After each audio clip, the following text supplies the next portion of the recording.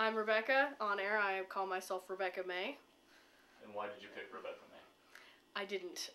Sophia picked it for me. Well, I gave her a couple different options because we had to submit various choices for her to choose from.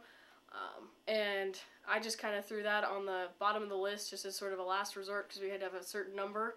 And that was the last one that I could think of. I was just like, whatever, I just need to put something on there because that's my real middle name, is May. And I was just, that's how I was born. I'll just throw that on there. And she goes, that's the one I want. I'm like, all right then. When I told my mom what my on-air name was going to be, she goes, well, I could have picked that. I decided to go into radio because I am passionate about music.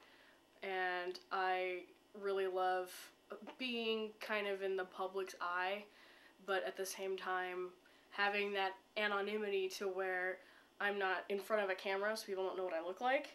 And I think it's a lot more fun that way. And I wanted to do something that I knew that I would enjoy for a long time because the jobs that I've had up until now, I mean, they've been jobs, they haven't been careers.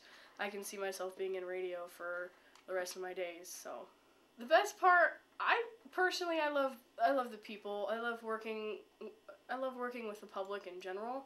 I love taking calls and talking to the listeners and finding out what they want to hear and how their day's been and that sort of thing, and going to the remotes that we do or events and things like that. And talking to the listeners one-on-one and hanging out with people, seeing what they're really like and that sort of thing. I go for it. Just don't be afraid. Don't let you hold you back.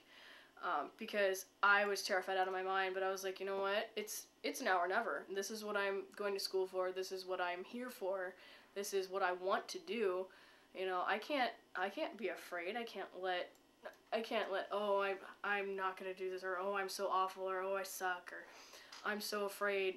You just have to just grab the bull by the horns and just really take control of your situation.